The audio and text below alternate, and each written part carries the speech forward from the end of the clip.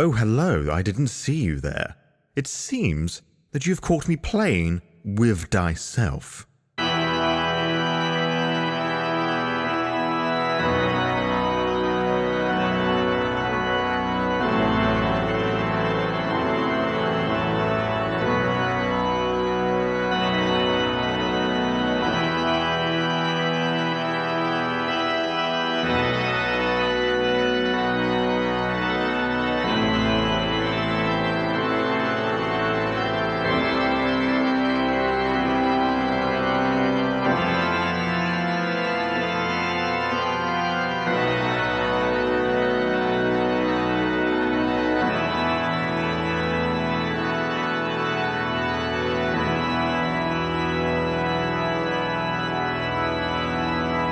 Good afternoon, good morning, good evening, whatever time zone it is, wherever you in the world, it is your Lord and Saviour, with a special episode of the Playing With Thyself podcast, where this sad British Goth boy plays TTRPGs by himself, because we are going to be playing a solo journaling game, known as, and I'm probably going to get the pronunciation of this wrong, Chevalier, which is a French word meaning knight, the sort of individual that goes on religious crusades and saving princesses and towers and all the rest of that fun stuff, but as you can probably see, that's not what we're going with here. Chevalier is a solo journaling RPG where you play as teen mech pilots that have been drafted into a war. What sort of war? Well, there isn't really much of a world-building meta plot thing present within here other than what I've just shared with you. That's down for you to decide as you draw cards, roll dice, and pull blocks from a Jenga tower to determine the fate of your mech pilot, where the inevitability is going to be death. So we're going in with some pretty hard, heavy, depressing themes from the get-go, so if anything I've just said doesn't sound particularly pleasant to you,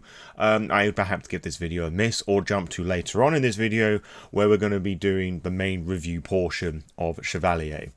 And this came upon my timeline on Blue Sky because there was some TTRPG page that was reposted by someone else that did like this newsletter of like mech-focused RPGs, and this just so happened to be the thumbnail image for that, and there was just something really striking and simplistic about it. I mean, you've seen the thumbnail of the video already, which shows the art a bit better than what I'm able to present here, but we've got a very, I dare say, iconic, like late 80s, early 90s anime style. And I say iconic not because of the piece of itself, because it's very reminiscent of that ye old anime manga style of yesteryear, and it sort of has a very Gundam style aesthetic to it, particularly the one on the back, which I don't have a lot of experience with, admittedly. Mechs, as cool as they are, has never been something that I've been particularly engaged with. It's become a little bit of a special interest at the moment, as these sort of things tend to be, being on the autistic spectrum.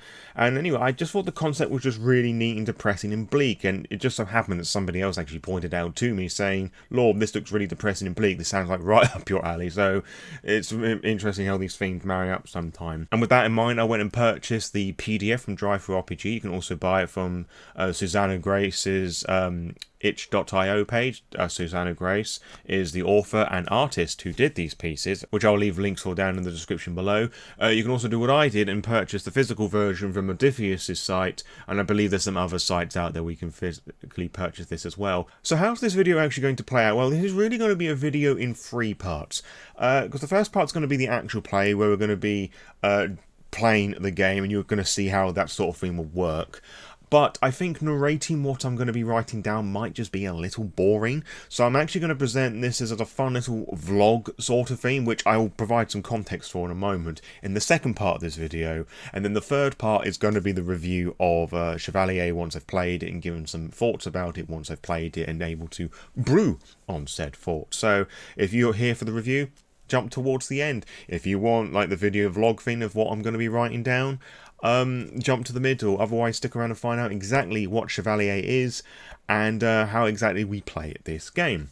Chevalier uses a mixture of modes, which I really like, just because it exercises different mediums of play, and the different elements represent different means of play. So this uses a D6, and I've pulled out a purple and white one here. This uses a pack of cards, which you'll be drawing from throughout to get prompts so you can write your thoughts of the character you're going to create. But it also uses a Jenga block tower Fiend. It's based upon, I don't remember if it's the Wretched system or the Wretched and Alone system. I can't quite remember the naming of which. You may have heard of it in the association with the horror game Dread, where you pull different bits out of the tower to represent, I don't know, like the health or like the safety or danger of the character, and then when all of it's gone, somebody dies. That's kind of how this works, really, that in this case, the Jenga block is going to be representing the stability of our mech. And when the tower falls over, we die because our mech's exploded. So I really like that physical representation of things. Now you may be wondering, Law, where is said Jenga block tower? Well, I mentioned a moment ago that I'm autistic, and because of that, I stereotypically don't like the loud noises of life, the universe, and everything. And the sudden and expected chaos of the tower falling over and making a mess everywhere, wood against God knows what else it's going to hit on the way down, it's just going to be a wee bit unnecessary for my ears. So what I will be using is this online digital version here. For some reason, it's got an FPS tracker in the top left-hand corner. So if that's important for you as you're putting blocks up, by all means, there you fucking go. It doesn't make any noise or anything. I just drag and click bits of the mouse, and then that's going to represent the physical Jenga block. This is a recommendation in the booklet as well. That leads to a page where somebody has conjured up like a digital 100d10 system or something like that, where it removes every single one until it gets to the point where you don't have any more dice to roll. Likewise, the tower falls and it represents the mech blowing up, which is all lovely fun stuff. So again, if you haven't left already, if you feel that the sort of depressing, bleak shit that I'm known for with my TTRPG stuff is going to bother you, or just the fact that we're going to be dealing with some child death, murder, and God knows what else, because I haven't actually looked at the prompts here. I've kind of a feel about how it works, but this is going to be a total surprise to me, as it's going to be to you. So if any of that's going to be triggering to you, perhaps give this one a miss, or check out the review if you want to see what it's like. Because, of course, this is your own game, so if you want to try this, you don't have to be as hard-hitting as I feel that I'm going to be with things. So, judge at your own caution and don't have a go at me because of this. You've been warned twice now. So, without further ado, let us open up Chevalier, and let's see what it's about. We'll read through it together. Chevalier is a game about the terrible cost of war and the scars it leaves on those chosen to fight it. It is a game about violence, it is a game about fear, but most of all it is a game about hope, its power and its absence. You are a teenager barely into your adolescence before you are chosen, or perhaps you're forced to pilot a colossal bipedal robot known as a Chevalier. There's been a little in the way of training. You are the only one that can pilot this machine, you are the only one with the ability to command its power. Now it is time for you to take it to the field. You will see and do terrible things. You will kill. Few can truly prepare for the burden that such responsibility places on your mind and your body. You are so young and so much rests on your shoulders. The enemy in this game is kept purposefully nebulous, as if the central conflict. This is to allow for a variety of stories to be told, from the horrors of traditional warfare to the terror and annihilation of the human race. Each has their own value and themes to explore, and ultimately, how much does a soldier ever really know of the politics that keeps them on the field? What can you truly understand of your enemy until you are face to face with them? So yeah, as I said, pretty dark shit, but of course you can tailor that however you please. Like, it could be very light and like typical shonen affair, or you could want to focus a lot more on the psychological elements of things, which is why I think we're going to be going with this, because I find that as a very interesting conversation to be found in horror. As the newest recruit to an experimental military program, you find yourself in an unfamiliar surroundings amidst strangers, whether you were selected from a group of recruits, were unknowingly raised to become a pilot, or were simply just in the wrong place at the wrong time is up to you. Every pilot has their own history, so you can probably gather from that there isn't like a traditional character creation portion.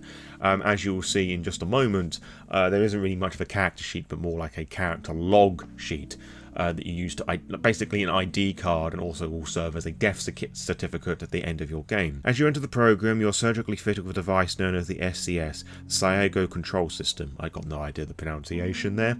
A small implant at the base of your neck that physically connects with the Chevalier unit, allowing for complete control of the unit at an instinctual level. You have no time for basic training and are forced to begin your first mission in the field. This is your first mission within your Chevalier. You will navigate in the trials of the battlefield along with the developing bond between you and your machine. Your foe may be other humans, or maybe something altogether more extraterrestrial. Either way, they want you dead, and they are already here. Every time you connect to that machine, every time you initialize those systems, know that it's all that stands between you and annihilation. The battles you will face will be bloody, the damage catastrophic, and it will not end when you leave the field. During the game, you'll chronicle your missions and record your mental state in personal logs, and there's a specific format you have to follow with this as well. You may live to become a veteran, or you may live a young life cut tragically short. Each mission could be your last. How do you live with that hanging over you? And to deal with the passage of time, I'm going to be rolling a d6 constantly just to see how many days we're adding towards the log, rather than doing it through weeks and months. The d6 does serve a different purpose here, but I just wanted to give that as a bit of perspective here. And then it goes on to tell you about the equipment that you need. You need a deck of cards, jokers removed, one six-sided dice, a tumbling block. Alternatives can be found here, and then there's the digital method I mentioned earlier on. 10 tokens, which I completely forgotten about, to which point I should probably pull out, some d10s. As we need 10 tokens, why not use some d10s for it? So we've got a green one. So we've got a set of d10s and d100s, all bluey, greeny, huey sort of things. It just stands out a little bit from the purple d6, other than its shape, of course.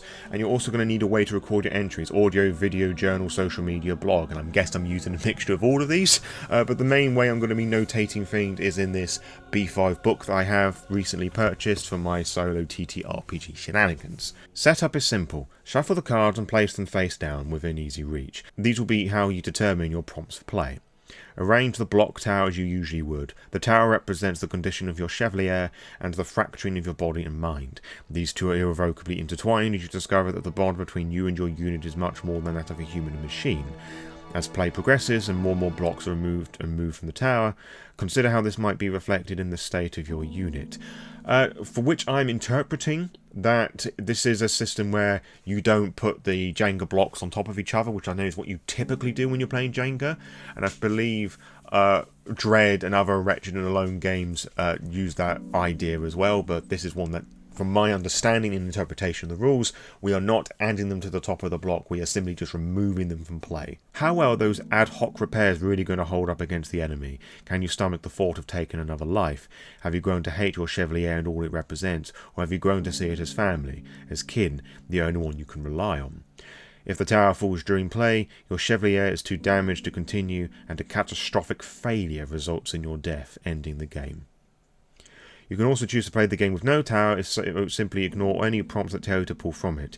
It then becomes far less likely that a failure within your Chevalier will be the cause of your death. And I'm vaguely aware that pulls of kings kill off our character as well, at least a couple that I had a little glance at. I can't say that's the case of every single variant of a king, but that's just something to keep in mind, I guess. So, what do? Begin the game by filling out your pilot record found in the back of this booklet, which you're now going to see now. Lovely stuff. Or you can create your own. Once this is done, start recording your first log. It should be as follows. Now, I have called my character Freya Hibiscus, and if you've got an idea of who that is referencing, I would love to hear your thoughts and opinions down that in the comments below. And the ID on there as well is a lot easier to work out. You just need to Google the numbers. It just also shows some of my greatest musical influences growing up. So, we're also going to be using the time as I'm playing this, just to make things semi-realistic, I guess. So, the date and time. Today's date is the 28th of November 2025, in the year of our Lord Telos. Designation, pilot ID number 6345789. Unique mech name and number. Oh, we need a mech name as well. I hadn't thought about that. Mech name. Navy Wraith. That's the first thing that comes to mind. A colour and an inspiration for the character name. A little clue there for you. Remember, the family has scribbled some numbers down here. I might just pinch one of those. 55473, because why not? And then there's a bit that I have to write down here, which I'll read to you once I've written down. So I read the log as it's written in the booklet rather than read what I've written. Obviously, you put in your character's name, etc. and so forth. The day and time, the designation, the pilot ID number, the unit mech name and number. Today marks my first week in the Chevalier program and the day of my first deployment to the field. My SCS was initially installed 3 days ago and I've run a few training simulations, but it's the first time I've ever been in the cockpit. The Colonel says there is no other choice, the enemy is here and I have to stop them. Unit name initializing, systems green, pilot name, signing off. So the idea for this character and setting that I have for the time being, this may change as I'm writing along and coming up with different ideas. It's kind of an armoured core situation where you've got different companies fighting at each other and there's like this sort of like big old corporation civil war thing that's going on. And perhaps it's like one country massed against another sort of thing. Me being British, I can only imagine like World War I and World War II, like fighting for your king and country, you know, we'll sort out this mess by Christmas sort of thing.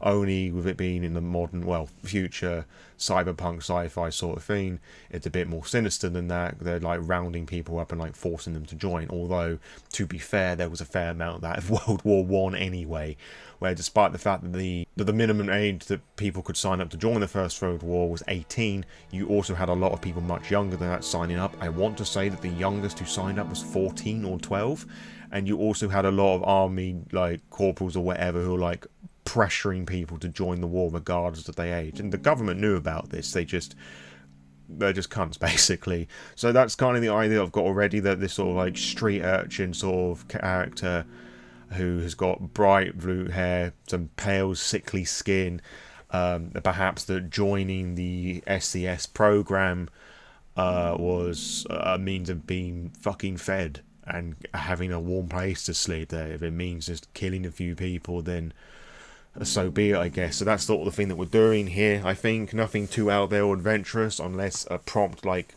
tears off my mind in one way. Already some pretty harrowing stuff based in realism. All subsequent logs should begin with the date, time, pilot and unit designation and end with pilot name signing off. The content of the log is entirely up to you, but should summarise the events that happened since the last entry. The game is divided into 2 phases that represent time passing between events. Your game can take place over days or even years. It's up to you. Phase 1. Deployment. Roll the die and draw the number of cards from the deck, placing them face down in front of you. Turn over the first drawn and consult the field manual, which is all the different prompts. If the field manual instructs you to do something specific, do this at the stage before turning over another card. Continue until you have turned over all the cards and follow the prompts. After you have completed all the cards, discard the card you have unless told otherwise. Phase 2. The mission log. Take a moment to reflect on the events of the deployment phase. Consider the condition of your Chevalier, the movements of the enemy, your success and failures, and how you're feeling. Record your log for the day. So that takes us on to the card values themselves. Whenever a card is drawn, the field manual should be consulted, and the corresponding prompts brackets followed. These prompts will require you to perform an action such as pulling a block from the tower, or they may pose a question to be answered. Each suit represents a different aspect of your time in the Chevalier program. Hearts is personal files, which represents your physical health and state of mind. When you draw a heart, you are exploring your personal cost of war, examination of the self, memories of and relationship with comrades, and more. Clubs, the Chevalier, represent your Chevalier unit. When you draw a club, you are interacting with the unit in some way, whether you are piloting, conducting maintenance, or refitting it. The bond between a pilot and the Chevalier is not an ordinary one. Diamonds means battlefield. The diamonds represent the physical field of battle. The land was once home to a great many people, but now the cities lay crumbling as titans clash amongst them. The stars are no safe haven either. The orbiting colonies must be protected too, which does allow people to go explore the solar system if you want a more like out there Gundam experience. But it also means that within its setting we can draw in some of those more extraterrestrial elements if we so desire. And then you have spades, the enemy. Spades represent the enemy, the force trying with all of its might to kill you. When you draw a spade, you're interacting with the enemy or dealing with the aftermath of an encounter. So, I think it's about time we start drawing some cards and rolling the dice. And I'm presuming from the wording of how we draw cards, we then, once we've drawn all the cards, we then roll the die again and then draw that number of cards. So we're going to draw our D6. 1. That's quite easy to work out the rules is. And we have the 10 of clubs. So that's going to be our first prompt. A single booster fails as you're in pursuit of the enemy. You can still maneuver, but your speed is halved. All hope is giving chase is lost, as in an expeditious retreat. So there's no prompt with that. per se, because all the prompts are highlighted in bold and italics. So I'm assuming from that the Freya isn't dead. So we then go back to the previous couple of pages where we write with the date, time, pilot, and unit designation, and end with the pilot name signing off. So I'm now going to use one of the jokers, which you take out from the deck as a bookmark. Regarding the time, I'm going to roll a D6 actually and say how many hours it is from when we're doing the next log. 3. So I said it was about 10 AM when we started, so 11, 12, 1 PM. So that's where we're going to be starting off, and I'll come back to you once I've written some cool shit down. Okay, a short little brief entry there that's already made me feel a bit grim. But we're dealing with kid violence, I guess, so that's kind of be expected. So as instructed, we now discard the 10 of clubs. We cannot use that for the rest of this game. I've now put it down here. I'm going to roll the d6 again to determine... actually, no, we're going to roll d10 to determine how many days have passed. I'm using today's days as the example, of course. We have 5 days from now, and I'm just going to put up a calendar, the 5th of December. And because I haven't mentioned the time, I'm just pushing forward everything by 200 years, so it's 2225. Okay, so we roll the d6 again to get how many cards we're going to be drawing. Hopefully it's going to be a bit more variety than this. 3. Okay, so we draw over the first card. We have my favourite card, the Jack of Spades. I may regret saying that as I have a look at the prompt in question. You are face to face with a bitter rival, an enemy that you have faced many times in battle. You know this will be a difficult fight. Even if you win, it will be a quiet victory. Describe your opponent. Pull from the tower. Okay, now of course, this may be the end of us. And it would be a really easy thing to just pull from the top and work our way down. I mean, eventually we are going to run out of blocks to pull from, and I may be a bit awkward with it. I'm going to pull for this one here. Already in our great starts, we've taken a bit of damage to our mech. So, I'll be back with you in a moment. And I'm also going to stop saying that as well, because it's going to get a bit fucking nauseating. Right. Card number 2 is its mother, the Queen of Spades. So again, we're going to be focusing on the enemy. After a grueling battle, you claim a trophy from the enemy. Describe it. Pull from the tower. I'm going to get rid of this one up here, just because it was there, cruising for a bruising. How many days forward is from today? Well, from our last battle, I should say. 6, so that takes us to the 11th of December. And the third card this pull, the 2 of diamonds. Diamonds represent the physical field of battle. Cool. Trauma, more trauma. On foot and away from the Chevalier, you encounter a soldier. His uniform and gear are dishevelled and worn. His expression is gaunt and drawn. He looks at you with half-lidded eyes and a snarl on his lip. Any attempt to reason with him goes unheeded as he charges you with his knife. Describe how you escape him. Pull from tower. Yikes. On trikes. This be a bit risky. How many days is it from our last encounter? 3. That takes us to the 14th of December. My birthday. Only 100 years from now. Oh, I see. I've misinterpreted the rules. So all the things that we have done so far was all supposed to happen in one day rather than different events throughout different days.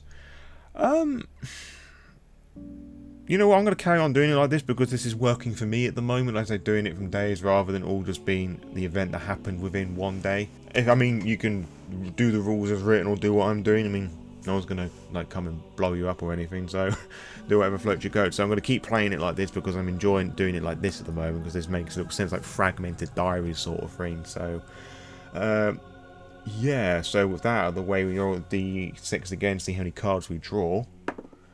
Another 3. Draw the first card, We've got a king. The king of clubs. You know what I just said? I might just change that a little bit. Well, I actually see what the king of clubs actually says. Clubs represent your Chevalier unit. That's,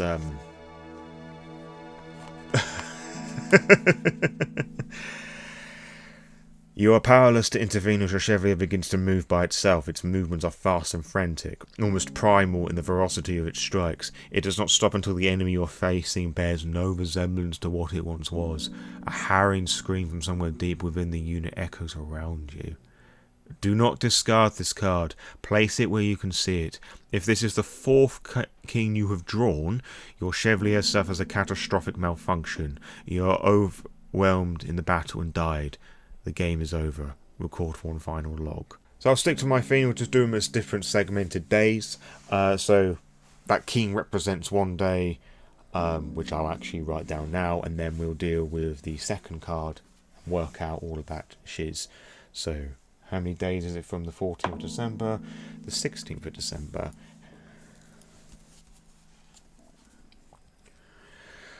Okay, card number 2 is the 7 of Diamonds. You accidentally interrupt the Colonel as they're in the middle of a teleconference. Across each screen in their office you see shadowy figures, each one with their faces obscured and voices lowered. What were they discussing?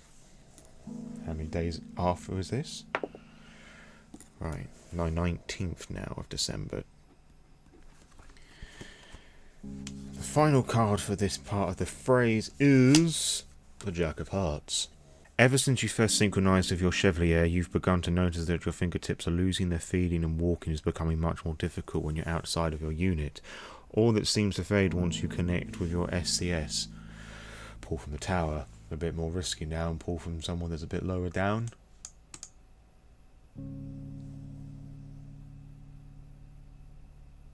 I mean, it's wobbling, it's bouncing at the moment. I think it's going to fall. It's going to fall, innit? Yeah, that's gone. Yep. There it goes.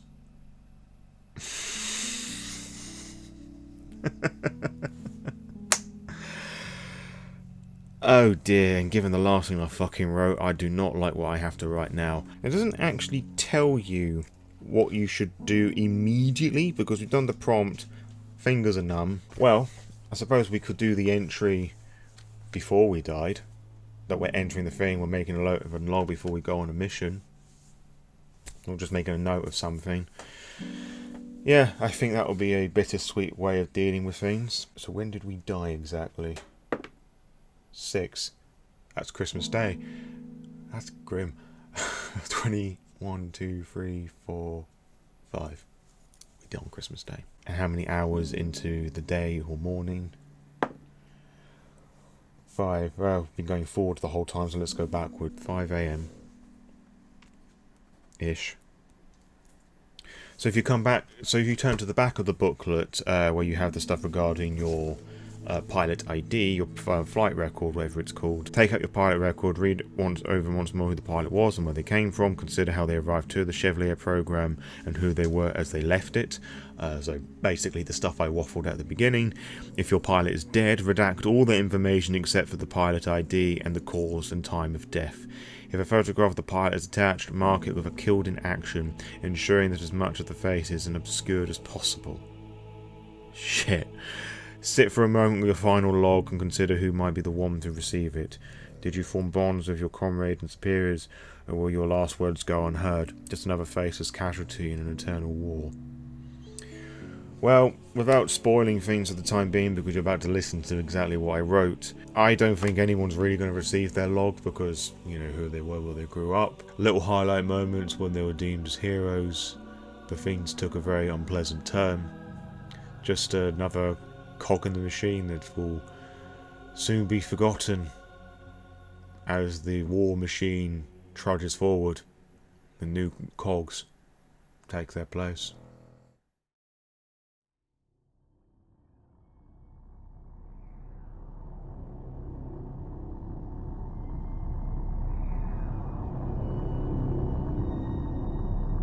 Log 1. November 28, 2225, 1:05 p.m. Freya, Navy Wraith. My first mission was a disaster. We were sent into an enemy base to destroy it. Filled with terrorists or something, that's what we were told. It had to go, and everyone had to burn with it. But it was a trap. We were ambushed. The mechs are already so hot and loud, but the gunfire and rockets was too much. My head still hurts hearing all the mechs explode in front of me. My eyes still haven't adjusted to normal lights after their explosions. I don't know yet who survived and who actually died, but I will avenge those who were killed by the enemy, next time. My mech will protect me. Freya Hibiscus.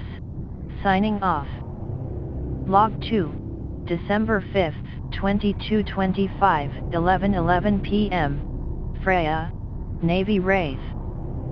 That red mech, the hot bullet they call it, the one that nearly killed me yesterday, was there today. It killed my friend and it thought it killed me, but it was wrong. I was smart, I was fast, I knew it made a fatal mistake, coming back. I thought I would have felt happy when I saw the mech explode, or maybe sad that I killed someone else in battle, like my therapist told me, but I feel nothing. I feel numb. I don't know how to describe it, but I know it's not right, right? What's wrong with me? Freya Hibiscus. Signing off. Log 3, December 11th, 2225, 11:16 p.m. Freya, Navy Wraith. They celebrated me as a hero today. We captured one of their mechs to steal parts to improve our own. I'm not sure how that would work, but my handler told me I was too young to understand all that grown-up stuff. I wish they didn't say that, because now I'm angry. I risked my life for them, and their precious machines. I nearly died, we barely made it out alive, yet they don't trust me. Why? Freya Hibiscus. Signing off. Log 4, December 14th, 2225, 12:22 p.m. Freya, Navy Wraith. I don't want to write this now, but I'm told I have to. A man tried to cut my throat today. A soldier, on the ground. He wanted to slice me into tiny, cute pieces and spread them across the battleground. He said I killed his daughter. I didn't hear her name. He was shot in the head before he could finish what he was saying. I still taste his blood in my mouth, his spit on my lip. I didn't do this. It's not my fault his daughter is a terrorist, right? Freya Hibiscus. Signing off. Log 5, December 16th, 2225, 11:28 a.m. Freya, Navy Wraith. My Chevalier lost control. It beat the shit out of another mech. A kid. Like me. I couldn't stop it, it wouldn't listen to me. They call me a hero for killing another important terrorist, but I feel like a monster.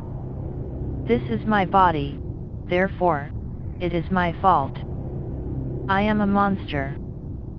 Freya Hibiscus. Signing off. Log 6, December 19th, 2225, 12:32 p.m. Freya, Navy Wraith. They all hate me now. The colonel, the teachers, the doctors, the other soldiers, even the fucking cleaner. All of them hate me. I know they talk about me behind my back, but I couldn't prove it, until today. I was looking for a teacher to hand in some homework, and I accidentally walked in on them, all of them. The colonel was there, speaking to loads of important people on a teleconference. Our eyes met, and my terror met their hatred. What's going to happen to me? Will they bother punishing me, or will they just kill me? I know those looks. I'm used to men looking at me like that. Someone. Anyone. Please save me. Freya Hibiscus. Signing off. Log 7. December 25th, 2225, 5:40 a.m. Freya, Navy Wraith. I hate my birth body. It makes me sick. I know it hates me back, and so does whatever made me and dumped me in this shithole. They call me a dirty whore as they touch me up. I can't feel them, but I know what they're doing. Everything feels numb now. Nerve damage, probably, that's what the doc reckons, but my touch comes back when I plug into my mech. It's like we're meant to be together. No one hurts me here. I can't hear anyone saying they'd fuck me in my sleep, laughing to themselves like I can't hear them. They're ants down there, and I am a god. My mech will protect me. Freya Hibiscus. Signing off.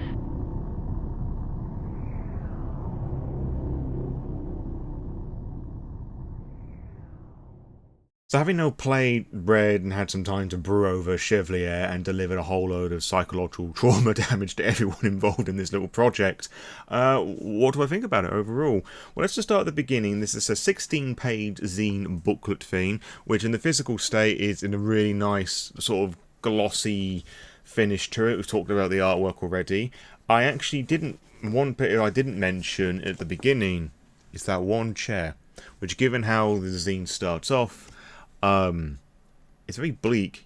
I imagine that's like a sort of like an interviewee chair, like the kid or whatever, like it's sat down, they're being interrogated, questioned, or whatever it is, being talked about the program. So it's not very pleasant living environment. So it's very cold and detached, where everyone and everything is just a fucking asset, which is to be expected in a setting like this. I absolutely love that. It's got a very nice teal colour to it. It's very sleek and easy to navigate. It's got a very clear sci-fi aesthetic, even down to the fact where representing the different card faces, they have like their own sci-fi symbols, which do a nice job at representing the card faces.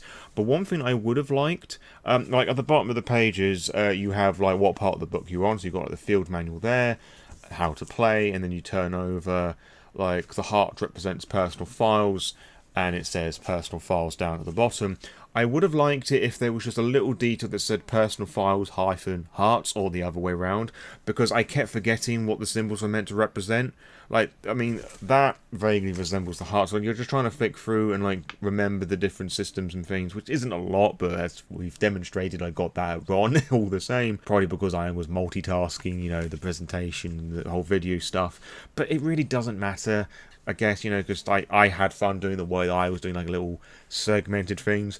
And if I had treated the rules as written, we hadn't survived the third fucking day, which is even more depressing to think about. There isn't really that much to it, really. It's just a matter of making sure that you have some Jenga or have like an online source to use some cards, some dice. We didn't use the tokens in the end, and I would have been curious to see what that would have been used for. I was expecting, as I was reading through the King one, that we were going to like a ticking timer sort of thing, because I know that one of the prompts is here like the war is about to end, and then you roll a dice, and then so many turns you have to represent the tokens that I nearly threw on the fucking floor.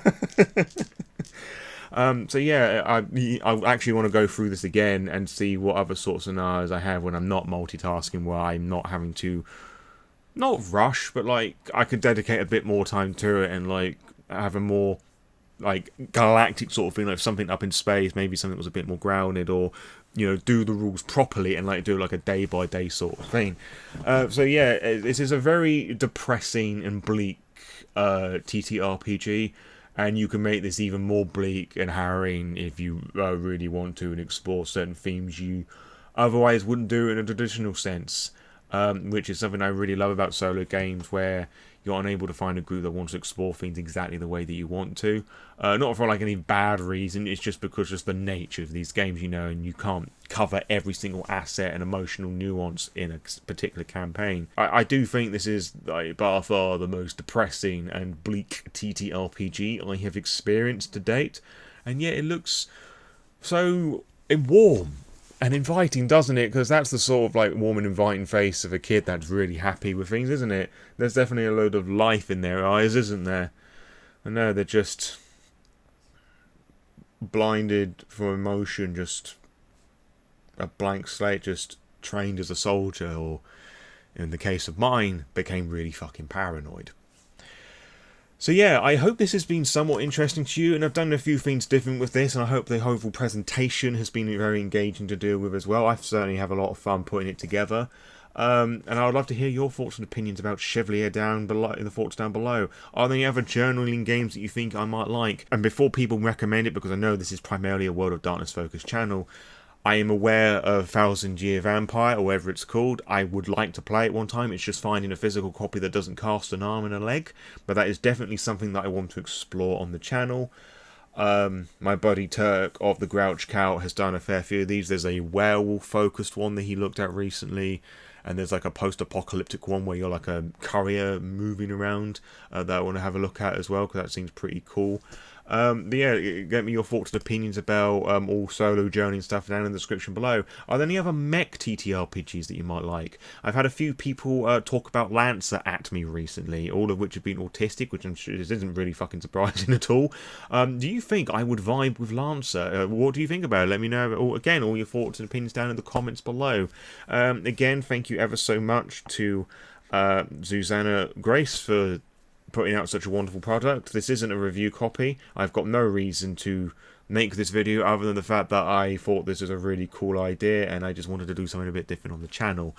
And yeah, I have had lots of fun with this, and I'm going to continue having lots of fun with it as well. So again, you can find down the book down in the description below. There's a PDF on the itch.io or DriveThruRPG. You can find this on Modifius and have that shipped to you. I will say, as a little nitpick, and this is because I'm a tight-fisted arsehole, I do think the physical copy is a little pricey. It's nice quality as it is. It's 16 pages. It's going to cost you 17 quid, 17. And it's fortunate that because I shopped on Modifius before, that I had some royalty points that could basically knock off a tenner, so I was paying about 7 quid for it, like the booklet and the postage over altogether, which is about the same that you're probably going to be spending on the PDF. Now, I do think you should spend a bit more for this physical product. If you can get it physical, I definitely will think it's worth doing, because it's just nice to have like the physical product at your disposal, and the developers are going to get a bit more money for it as well. But yeah, if you can only manage the PDF version, do that. That works just as well. But yeah, again, go and support this independent creator. They do some really cool stuff, even from itch.io or DriveThruRPG. Now, if you fancy supporting me financially with that as well, you can copy and paste the affiliate code in the description and paste it in the URL before you add to the cart, and some of that comes my as well, which is really cool shit, because it means that you get shit, I get shit, Susanah gets extra shit, and you get content for free, so it's all really in your favour as well. But if you want to get some mech stuff as well, you can do the same affiliate code nonsense that I've just mentioned.